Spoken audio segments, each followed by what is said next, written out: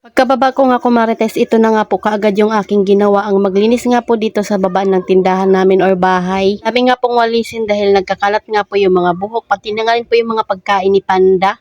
Pero kagabi ay nagbawas na ako ng kalat dito.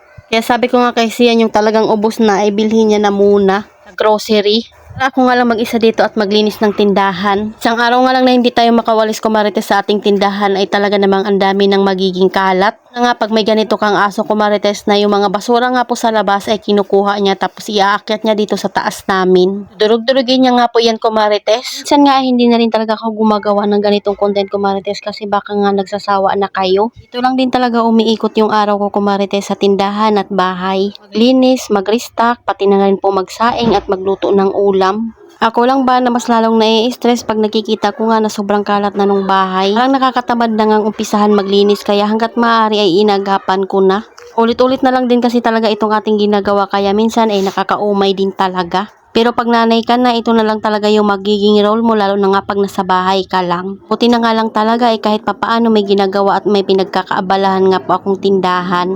Dagan pa nga ng pag-a-affiliate pati na nga rin po paggawa ng content. Pati nga mga sulok-sulok kumarites ay kailangan ko din talaga walisin iyan para hindi nga tayo lang gamin dito. Para hindi na nga rin po maipon yung mga alikabok doon sa sulok. Kaya importante na kahit hindi nga po nakikita ay kailangan din talagang walisin. Habang ako nga po dyan ay naglilinis, meron nga pong magpapaserok sa akin.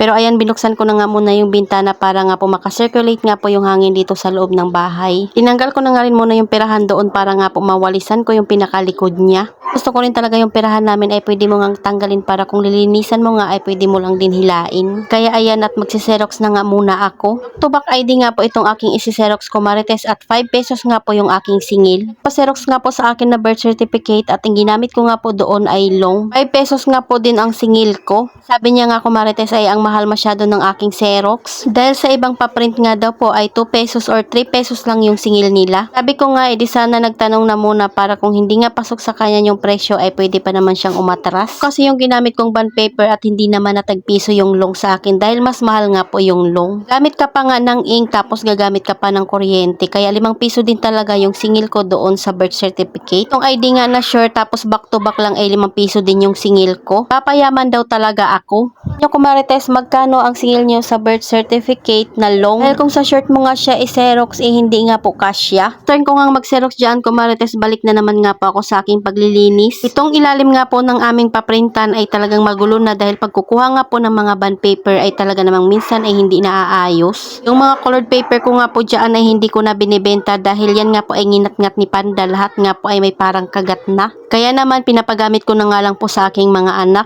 Meron nga rin po ako dyan mga photo paper pati na nga rin po pang laminate. Kagandahan nga po pag may printer ka at Xerox, libre na nga rin pong makakagamit at unlimited na nga po yung mga anak mo. Ano na nga pag may activity sila sa school. May mga photo paper ako dyan na pang ID size kaso hindi pa nga ako marunong mag-print nun. Din kasi akong time para mapag-aralan nga iyon. So ayan at dumating na nga si Kuya Sian at dala niya na nga po yung pinabili ko sa kanya. Gusto ko sana magpagawa dito ng shelf sa ilalim nga po ng aking lamesa para naman nga po maging maayos dito at hindi nga makalat yung mga nakalagay. Kaya lang wala pang materyales ko marites at wala nga rin pong time yung isa.